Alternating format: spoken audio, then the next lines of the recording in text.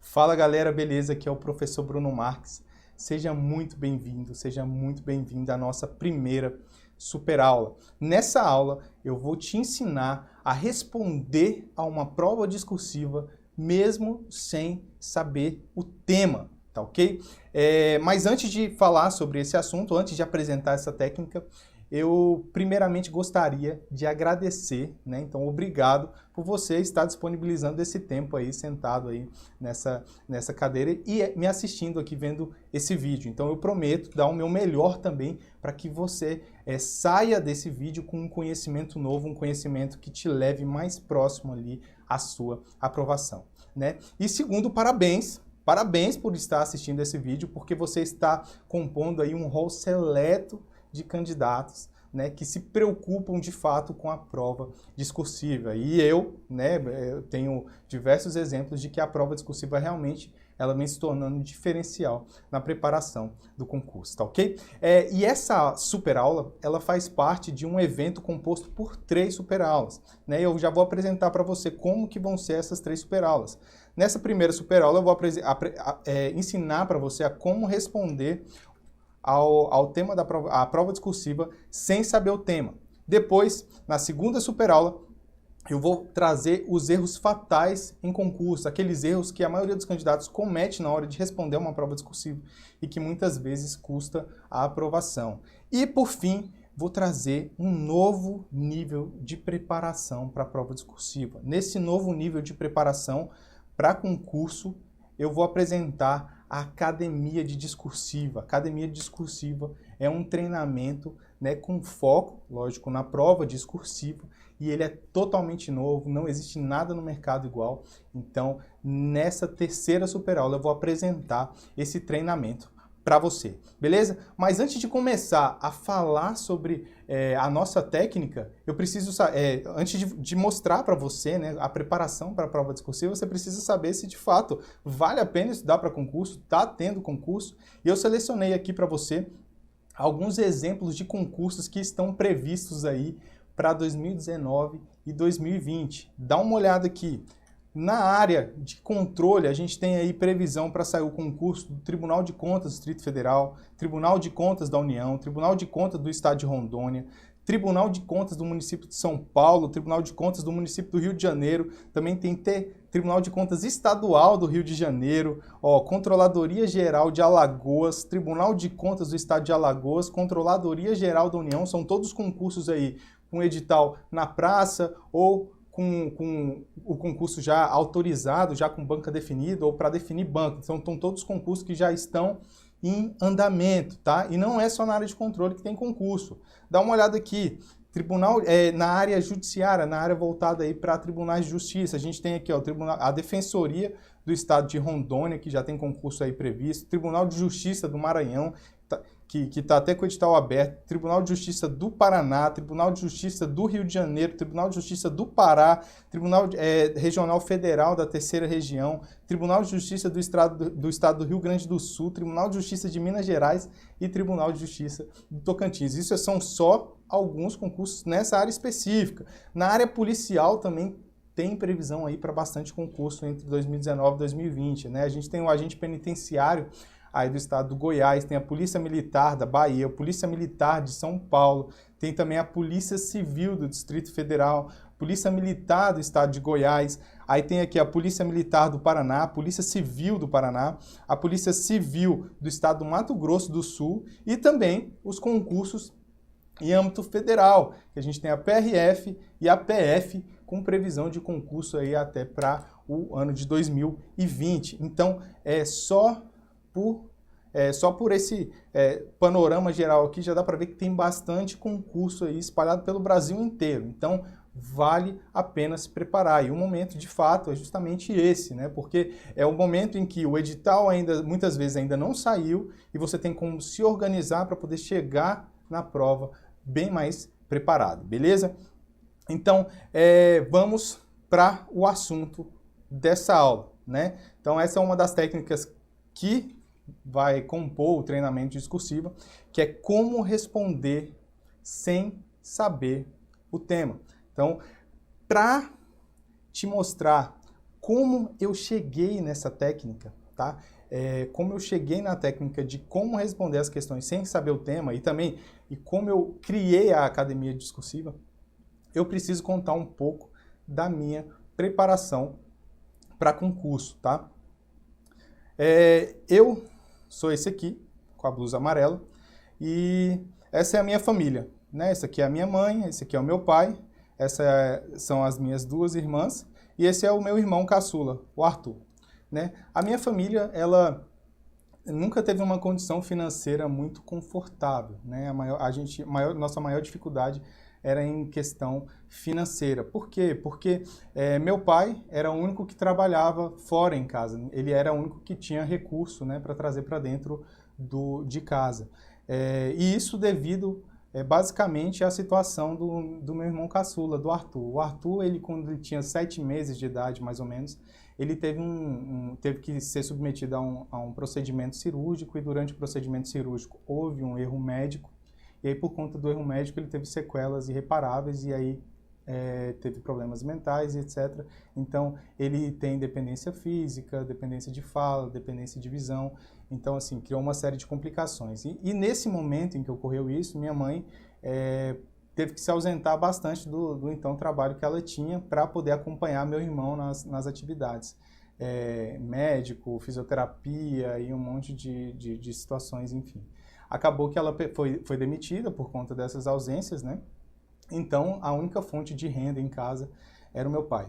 E durante toda a minha vida ali, toda a minha infância, adolescência, eles sempre, mesmo com as dificuldades que tinha em casa, eles sempre prezavam muito pela educação, né? Eles se esforçavam ao máximo para poder garantir uma boa educação para a gente. Isso em custa de algumas outras regalias, né, que acabou que a gente também teve que assumir. Só para você ter uma ideia, era interessante porque a gente estudava numa escola com bolsa, né, a gente tinha bolsa numa escola particular, e aí todos os nossos colegas, eles tinham uma condição financeira um pouco melhor, né? Então eles tinham dinheiro para poder comprar lanche, levavam dinheiro para comprar lanche na lanchonete, etc.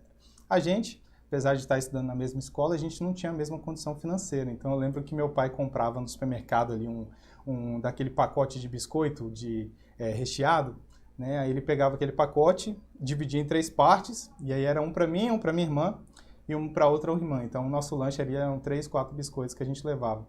Então foram algumas dificuldades que a gente foi passando, né, durante esse período, mas justamente com esse objetivo de focar no desenvolvimento educacional, né, na formação da gente. E aí, isso teve resultado, né? Em 2006, quando eu terminei o meu ensino médio, eu já fui prestar concurso, né? Devido à situação financeira que a gente passava, eu fui prestar concurso e aí consegui aprovação em desses 2 concursos.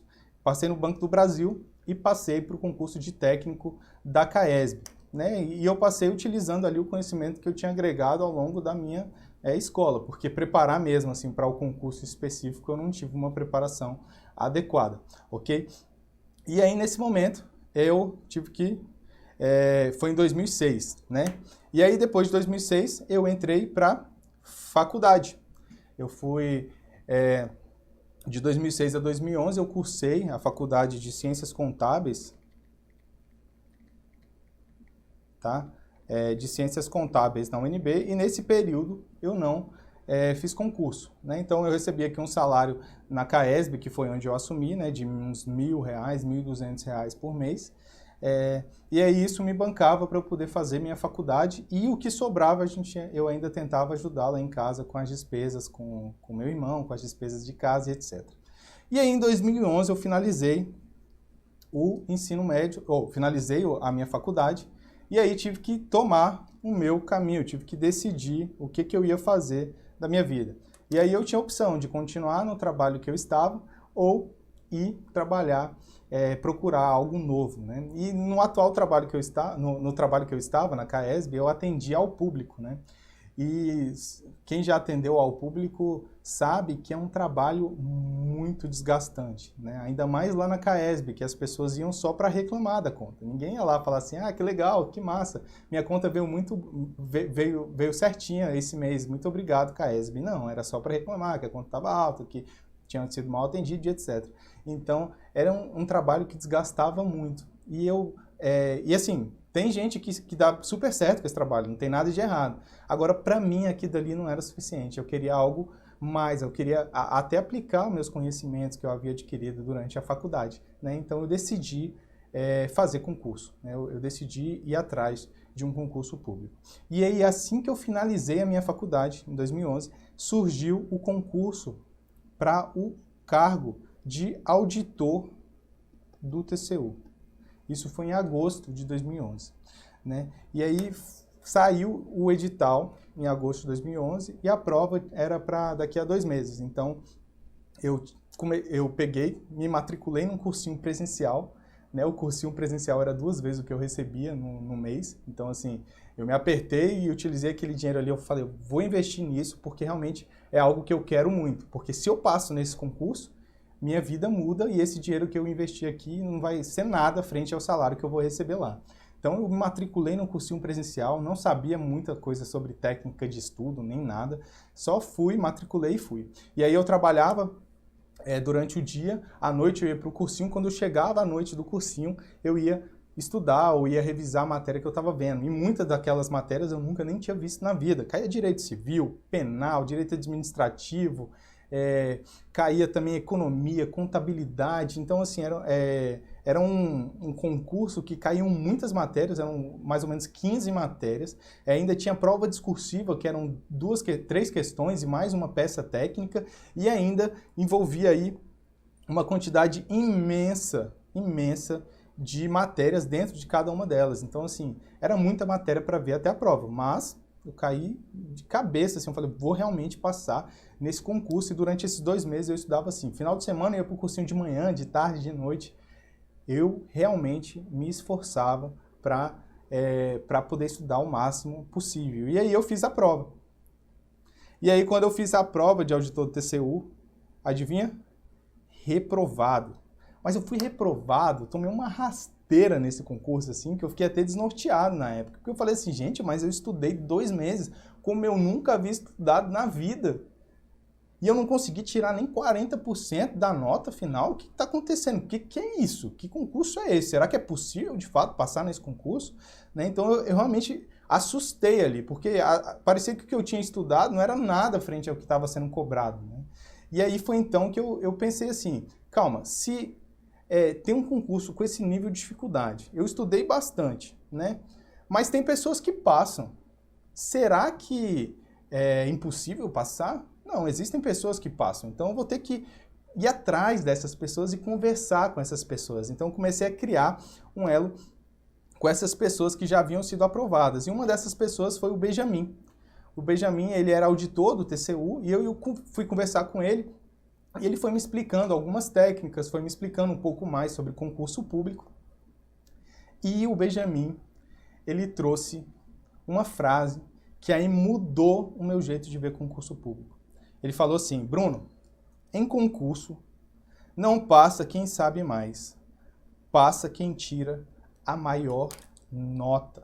O que ele queria dizer com isso? Queria dizer o seguinte, que não adianta você tentar conhecer a fundo todas as matérias que caem no concurso. Você não precisa ser doutor lá em direito constitucional, administrativo, civil, processual civil, penal, processual penal. Não, você não precisa ser doutor nisso. Você precisa saber como a nota é calculada e focar naquelas matérias que vão te garantir a maior nota. E foi aí que ele me atentou sobre a prova discursiva, né? Porque normalmente a prova discursiva ela vem ali entre 20% até 50% da nota final do concurso, né? Entre 20% a 50%. Então, se eu garantir uma boa pontuação nessa matéria, nessa prova discursiva, eu consigo uma maior nota no concurso e aí a minha classificação melhora. Além disso, lógico, ele trouxe algumas técnicas, trouxe algumas regras para estudo que me fizeram melhorar muito ali a minha preparação, né? E a partir daí eu mudei minha forma de estudar para concurso e não demorou muito para começar a vir os resultados. E eu até digo assim, que foi antes do Benjamin aqui, era minha vida velha e agora minha vida nova, né, em concurso público. Porque em dezembro de 2011, 4 meses depois que eu havia começado a estudar aqui para o TCU, eu fiz o concurso do PROCON e fui aprovado aqui no concurso em 20º lugar para o cargo de contabilidade. E aí depois, em abril de 2012, aí aqui havia 8 meses, né, desde que eu tinha começado a estudar, eu fiz o concurso para o Tribunal de Contas dos Municípios do Goiás, um concurso para o cargo de auditor, e haviam 5 vagas, e eu fui aprovado em 3º lugar nesse concurso, tá? Depois, em setembro de 2012, em setembro havia o quê? Aqui 1 ano mais ou menos, que eu havia começado a estudar isso. Eu nem estou contando aquele período que eu fiquei sem estudar ali, porque eu estava desnorteado, enfim. Mas 1 ano depois que comecei a estudar, eu fiz o concurso para técnico do TCU e para analista do TST. E aí, eu consegui ser aprovado. Aqui no TCU eram 22 vagas, eu fiquei em 17º lugar. E aqui no TST eu fiquei em 2º lugar no concurso. Então, depois que eu entendi essa regra, que você tem que focar naquilo que te dá maior nota, tá? Eu consegui aprovação aí em 4 concursos. Desses 4 concursos, 3 eu fui convocado, tá? Eu fui convocado no TCM, eu fui convocado no TCU e convocado no TST. E aí, Bruno, como é que você conseguiu essas convocações? Qual foi o diferencial? Eu trouxe aqui para você o resultado do concurso. No caso do PROCON, tá aqui meu nome no resultado final, né? Veja que a minha nota na prova discursiva foi 7,33. A prova valia 10, então foi acima de 70% na nota da prova discursiva. E só para você ter uma ideia da importância dessa nota, o candidato que ficou em 1º lugar, ele tirou 7,56. Então foi um bom desempenho já na prova discursiva que me fez ganhar algumas posições e ficar em 20º lugar. No TCM aconteceu algo bem parecido. Está aqui meu nome no resultado final, 3º lugar, aprovado, e a nota na discursiva 98,44 de um total de 100. Eu só tirei, a nota só foi menor que esse candidato aqui, que foi o primeiro colocado, que tirou 98,82. Mas mesmo assim a nota ainda foi bem parecida. Então consegui também uma boa classificação graças à prova discursiva. No concurso de técnico do TCU também não foi diferente. Está aqui o meu nome, está aqui a minha nota final no concurso, né? E aqui a minha classificação dentro das vagas, em 17º lugar. A nota na minha prova discursiva foi 32,82 de 40 pontos possíveis. Isso foi uma nota boa, Bruno? Foi porque de 40 pontos, porque essa prova discursiva ela era composta por 2 questões mais uma peça técnica. Então foi no somatório de 3 provas discursivas eu ainda consegui um desempenho acima de 30 pontos. Então foi uma boa nota também no concurso que me fez ganhar posições e estar dentro das vagas. Sem essa nota, sem um bom desempenho na prova discursiva, eu não estaria dentro das vagas. No concurso do TST aconteceu algo maior ainda. Tá? Tá aqui meu nome, Bruno, né? Classificação 2º lugar, então passei em 2º lugar no concurso, graças à nota na prova discursiva. Eu gabaritei a prova discursiva, era um concurso que foi aplicado inclusive pela banca FCC. Tá? Eu gabaritei a prova discursiva e graças a isso eu consegui essa classificação de 2º lugar. E um detalhe, dá uma olhada aqui, conhecimento específico. Os 4 primeiros colocados, a minha nota foi a menor, mas foi a menor de longe. Dá uma olhada, eu tirei 201 em conhecimento específico. Tá? Enquanto o 3º e o 4º lugar tiraram 219. Eles tiraram muito mais pontos que eu. Mas, como não tiveram um bom desempenho na prova discursiva, eles ficaram abaixo na classificação. E o que importa é você ficar lá na ponta por conta da classificação, correto? Então, depois desse período aqui, eu assumi o concurso de técnico do TCU, né? Até assinei um termo de desistência aqui para o TST, porque eu realmente queria continuar trabalhando no TCU. E aí foi então que eu já estava numa situação bem melhor do que a situação anterior. Eu tinha começado a estudar passando dificuldade financeira, depois eu comecei a ganhar um salário que ainda era baixo, mas era um salário que já conseguia fazer com que eu me sustentasse. E aí, passei no TCU. E aí, meu salário aumentou em 10 vezes. Eu saí de R$ 1.000 e poucos para ganhar R$ 10.000. Né? E R$ 10.000 eu acredito que na vida de qualquer pessoa faz uma diferença incrível, assim, né? A qualidade de vida melhora e tudo. Então, surgiu ali um novo desafio, né? Eu tinha que tomar mais uma decisão. E aí, eu continuo estudando ou eu paro? Né? Eu aproveito um pouco esse recurso que eu tenho aqui para poder aproveitar um pouco a vida, fazer as coisas que eu sempre gostaria de fazer e não fazia por conta de dinheiro, ou eu paro de estudar? O que você faria? Você pararia ou você continuaria? Né? No meu caso, eu quis estudar. Eu falei assim, cara, eu descobri um segredo, que quem passa em concurso não é quem sabe mais, é quem tira a maior nota. Então, o céu é o limite. Eu posso escolher um outro concurso, eu posso conseguir um concurso ainda melhor. Então, eu decidi continuar estudando. E aí, em 2013, outubro de 2013, saiu novamente o concurso para auditor do TCU. E dessa vez eu falei assim, eu já trabalho no TCU, eu já sei a minha regra, eu já sei a técnica, eu já sei o diferencial. Nesse concurso eu vou passar.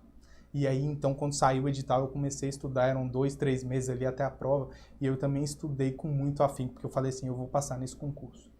E aí, quando saiu o resultado, reprovado novamente, tá? E por que eu fui reprovado dessa vez? Bom, tem uma série de fatores que podem explicar, mas o principal, quando eu peguei a prova, eu vi assim, gente, a prova estava muito difícil. Eu falei assim, caramba, essa prova tá muito difícil. Eu estudei bastante, mas essa prova tá muito difícil. Já era. Não vou passar. Não vou conseguir fazer isso aqui. E aí eu comecei a fazer a prova e tal. E aí, antes de entregar, eu falei assim, já que eu não vou passar mesmo, tinha deixado a parte de economia ali com várias questões em branco. Eu falei assim, vou chutar isso aqui. E aí saí chutando. Sabe quando você vai chutando ali já direto no gabarito?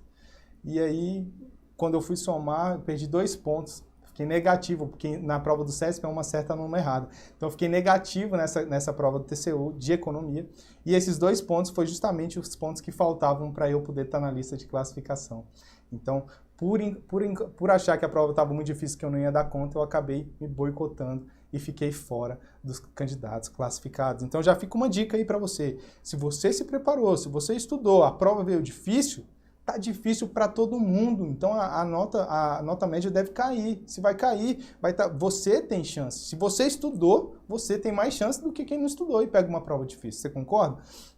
Então já fica uma dica, esse foi um aprendizado, mas confesso que na época fiquei muito abalado mesmo, até pensei em parar de estudar, mas não fiz isso. Em maio de 2014, eu fiz a prova do Tribunal de Contas do Distrito Federal. E, né, quando saiu o edital, que foi ali no final do ano, eu falei assim, não passei no TCU, mas no Tribunal de Contas do Distrito Federal eu vou passar. E aí eu comecei a sentir que eu ia passar, tá? E em concurso tem muito isso, assim, você meio que sente que aquilo ali é para você, sabe? Quando você está estudando, você começa, cara, isso aqui é para mim, né? E você começa a criar uma energia positiva, e isso faz bastante diferença ali na preparação.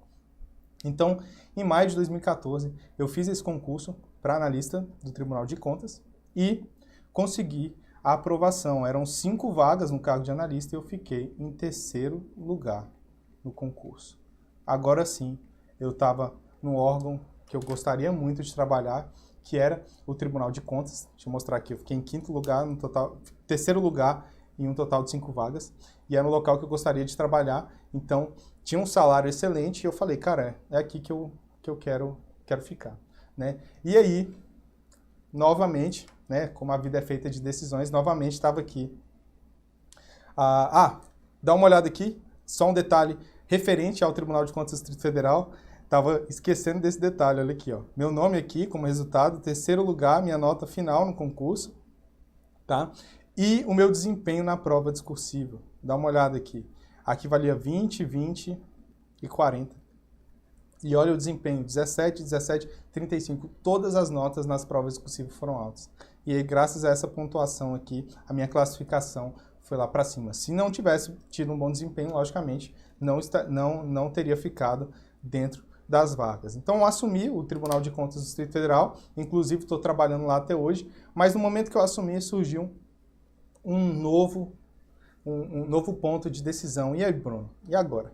Agora você passou no Tribunal de Contas, o que você vai fazer? Vai aproveitar a vida, né? Ou não? Ou você vai continuar estudando, vai aproveitar a vida, vai viajar, ou vai utilizar esse dinheiro para outra coisa, né? E aí foi nesse ponto aqui, nessa hora que eu decidi mudar um pouco o meu foco. Eu falei, eu não vou mais estudar para concurso, eu vou continuar trabalhando no Tribunal de Contas, mas eu não vou utilizar esse dinheiro aqui para poder curtir minha vida, né?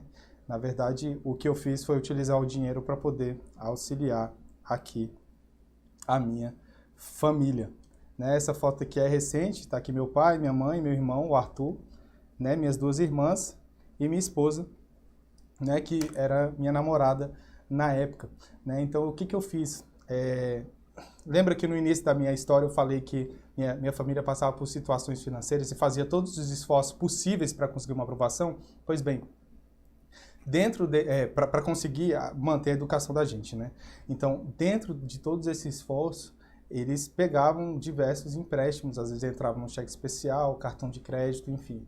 E aí, quando eu estava lá no Tribunal de Contas do Distrito Federal, esse valor já estava bem grande, assim. Então, o salário do meu pai já não dava nem para cobrir mais aquelas despesas ali. Então, nesse momento, eu decidi pegar e falar assim, pai, tá aqui, suas dívidas estão quitadas, né? O Tribunal de Contas me ajudou nisso. Suas dívidas estão quitadas, tá ok? Obrigado por todo o esforço que você fez para garantir uma boa educação. Então, foi minha forma de recompensá-los por todo o esforço que eles passaram durante a vida para garantir isso aí, né? Então, hoje eu tenho essa família, né? Maravilhosa, e também decidi compartilhar um pouco do meu conhecimento de todas essas técnicas com mais gente. Então, atualmente, eu sou professor discursivo e também coordenador da equipe de recursos do Você Concursado. E vamos agora para o ponto-chave dessa aula, que é como responder sem saber o tema. Lembra que o meu foco era conseguir a maior nota, né? Por isso que eu te contei essa história, eu tinha que conseguir a maior nota no concurso. Então, eu tinha que desenvolver técnicas para conseguir a maior nota, mesmo que eu não soubesse o tema. E foi aí que eu criei essa técnica aqui de como responder sem saber o tema da prova discursiva, tá? E para te mostrar isso, eu vou utilizar do material que eu consigo aí, que eu tenho acesso por conta da atividade de prestação de serviço de recurso, né? Como eu presto recurso para vários candidatos, eu tenho acesso às provas, aos espelhos de correção, né? Então eu analiso muito esses espelhos de correção para poder desenvolver uma técnica para conseguir uma boa nota. E aí eu trouxe um exemplo aqui, que é a prova aplicada pela banca CESP, tá? Na PRF, no concurso de 2019. Tá? Aqui a banca ela traz um texto motivador, depois ela vem com o comando da questão e, por fim, apresenta os tópicos. Inclusive, texto motivador, comando da questão e tópico faz parte da estrutura de enunciado dessa banca CESP, né? Normalmente a banca ela utiliza essa estrutura para todas as provas dissertativas. E aí, a banca ela pediu ao candidato o seguinte, ó, considerando que os fragmentos de texto têm caráter unicamente motivador, por isso que chama texto motivador, redija um texto dissertativo acerca do seguinte tema, e aí pedia para falar sobre o combate às infrações de trânsito nas rodovias federais brasileiras. E com base nesse tema, aborde os seguintes aspectos, e aí vinha tópico 1, tópico 2 e tópico 3. No tópico 1, pedia aqui, ó, medidas adotadas pela PRF no combate às infrações. E esse tópico valia 7 pontos, era o tópico que valia mais pontos, tá? E para você entender para você poder entender a técnica, você precisa entender como funciona a correção nas provas da banca CESP, tá? Então, como é que funciona? O examinador tem ali, na hora de corrigir, tá? Então, imagina que você é o examinador agora, tá? Então, você vai corrigir, vai dar nota para o candidato que fez esse concurso da PRF 2019. Então, eu, como a banca examinadora, você o CESP, eu vou passar para você o seguinte, 3 documentos. Vou te dar aí, ó, o padrão de resposta, vou te dar a folha de resposta do candidato e vou te dar o espelho de correção. E como é que você vai corrigir? No padrão de resposta, vou pegar ali o tópico 1, que é aquele que a gente viu lá no enunciado, tá? No tópico 1, a resposta certa é A, B e C. O candidato, para ganhar nota máxima, ele tem que responder A, B e C. Aí o examinador vai pegar a folha de resposta. Você vai pegar a folha de resposta do candidato e vai avaliar o que o candidato respondeu. Aí a resposta do candidato foi A, B e F, beleza? Então, quando você comparar, você vai ver que o candidato acertou A e B e errou F, né? Ótimo. Então, quando você for colocar a nota desse candidato para o tópico 1 no espelho de correção, você vai fazer o quê? Dá 2/3 da nota.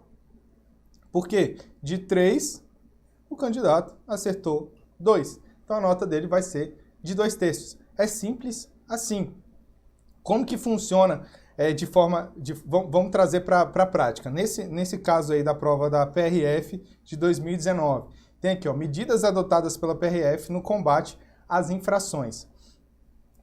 O padrão de resposta, que eu chamo também de checklist, veio assim, ó. No aspecto 1, tem aqui 3 conceitos. Conceito 0, conceito 1, conceito 2 e conceito 3. Então, a banca vai avaliar o candidato dessa forma, tá? Quanto que ele vai tirar no conceito 0?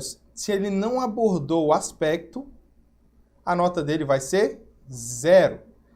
Se ele abordou o aspecto, mencionou o aspecto, mas não desenvolveu, a nota dele vai ser conceito 1, que vai ser 1/3 da nota máxima. Agora, se ele desenvolveu o aspecto de forma inconsistente, desconectada do texto como um todo, ele vai ganhar conceito 2, que é 2/3 da nota. E, por fim, se o candidato desenvolveu o aspecto articulando com o tema e os demais aspectos, apresentando exemplos de atuação, ele vai ganhar a nota máxima, que é 3/3, né? Que é a nota de 7. Então, a banca vai avaliar justamente dessa forma: 1/3, 2/3 e 3/3, tá? Há situações ainda em que o candidato ele não pode ser classificado num conceito específico, 0, 1, 2 ou 3. Às vezes o candidato abordou o aspecto, mas ele abordou de forma errada. Então, ele merece ficar com nota 0? Não. Mas também merece tirar conceito 1? Também não. Então, a banca cria, de vez em quando, os conceitos intermediários entre 0 e 1. Seria uma nota intermediária aqui, seria 1,16 mais ou menos, né? Então, aqui seria uma nota intermediária. E o mesmo funciona para os conceitos 1 e 2 e 2 e 3, tá ok? Existem essas notas intermediárias, mas isso aqui você não precisa se preocupar por agora. O importante é saber o seguinte: veja como funciona o critério de correção. Ó, o primeiro, conceito 0, não abordou o aspecto. Então, para o candidato, tá? Para o candidato tirar a nota 0, ele precisa não ter abordado o tópico. E é aí que entra a nossa técnica de como responder mesmo sem saber. Para responder mesmo sem saber, você vai ter que abordar o tópico e vai ter que trazer informação. Porque aí você evita de tirar a nota 0 no concurso e consegue uma pontuação mesmo sem saber nada sobre o tema. Tá? E como é que funciona essa técnica? A técnica é simples. Tá? Ela é dividida em 3 partes. Na primeira parte, você vai pegar o tópico que está lá no enunciado e transformar esse tópico em uma pergunta. Beleza? Transforma o tópico em uma pergunta. Segunda parte, você vai pegar o tópico do enunciado novamente e vai transformar o tópico em um tópico frasal. Tá? Tópico frasal é o primeiro período do seu parágrafo de desenvolvimento. E a terceira parte é acrescentar ao tópico frasal a resposta à pergunta que você criou aqui. Então, você vai pegar isso aqui, somar com a resposta à pergunta. E aí você vai responder mesmo sem saber. Ah, Bruno, tá muito superficial, tá muito genérico, eu preciso de algo mais específico. Beleza. Vamos analisar aquela questão, aquele tópico 1 da prova da PRF? Vamos lá. Tá aqui. Esse era o tema e aqui tá o tópico. Então, o tema falava: o combate às infrações de trânsito nas rodovias federais brasileiras. Medidas adotadas pela PRF no combate às infrações de trânsito, certo? cometidas nas rodovias federais brasileiras. Então, esse é o tema e o tópico que foi exigido pela banca. Então, como é que a gente vai fazer a primeira parte? Transformar o tópico do enunciado em pergunta. Galera, essa é a parte mais importante dessa aula, então fica atento, acorda aí, anota, porque esse é o momento, tá ok? É o momento de você aprender a tirar ponto, mesmo sem saber nada sobre o tema. Vamos lá. Então tá. Então, transforma o tópico em pergunta. Nesse caso, é só fazer o seguinte, ó. Quais as medidas adotadas pela PRF no combate às infrações de trânsito nas rodovias federais brasileiras? Você viu? Eu mesclei isso aqui e transformei em uma pergunta. Então, quais as medidas adotadas? Isso faz com que você não fuja do que a banca pediu. Quando você transforma em pergunta, veja que fica claro, ó, quais as medidas. De cara, você sabe que tem que ser 2 ou mais. Você não pode trazer só uma, são 2 ou mais. Né? Então, você já direciona para responder exatamente aquilo que a banca está pedindo. Beleza, essa é a primeira parte. E a segunda parte é transformar esse tópico em um tópico frasal. O tópico frasal é o primeiro período do parágrafo de desenvolvimento. Como que faz isso? É transformar em uma afirmação. Ó, devido à grande quantidade de infrações de trânsito nas rodovias federais brasileiras, a Polícia Rodoviária Federal tem tomado algumas medidas para combater e evitar esse cenário. Ó, algumas medidas. Medidas para combater o quê? As infrações de trânsito aonde? Nas rodovias federais brasileiras. Não é exatamente isso que a banca está pedindo? Ó? Medidas adotadas pela PRF? Exatamente isso. Veja que você aqui construiu um período, citando, utilizando ali as palavras-chave que estão no tópico, sem responder nada. Você só contextualizou, só fez uma paráfrase que chama, né? Você só escreveu o que estava no tópico com outras palavras, né, na sua redação. Beleza? Esse é o segundo passo. E o terceiro passo é responder à pergunta. Vamos lá. Como é que responde a pergunta aqui?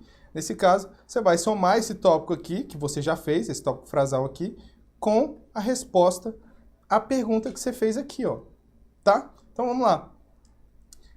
Aqui está o tópico, né? Exatamente como a gente fez, como a gente escreveu. E aí vem. Entre as medidas adotadas pela PRF, pode-se citar 2 pontos. Vai citar as medidas, que foi o que a banca pediu. Tá? E aí, Bruno, mas eu não sei quais medidas. Aí você vai inventar, você vai chutar, você vai buscar do texto motivador, você vai trazer o que você puder de medidas que podem ter sido adotadas pela PRF para combater. Só isso. Né? E se eu errar? Se você errar, não tem problema. Não tem problema por quê? Porque você já ganhou ponto. Ó, você já ganhou ponto. Por quê?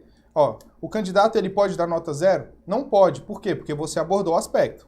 Beleza? Então você não ganha nota 0. Agora, mencionou um aspecto, mas não desenvolveu. Você mencionou o aspecto, não mencionou? Foi o tópico frasal. Mas você desenvolveu? Desenvolveu. Então a sua nota também não pode ser 2,33. Né? Agora, desenvolveu o aspecto de forma inconsistente ou desconectada do texto como um todo. Aí sim, calma aí, você pode ter respondido de forma errada. Aí se você respondeu de forma errada, você se encaixa nesse conceito. Então sua nota é 4,67.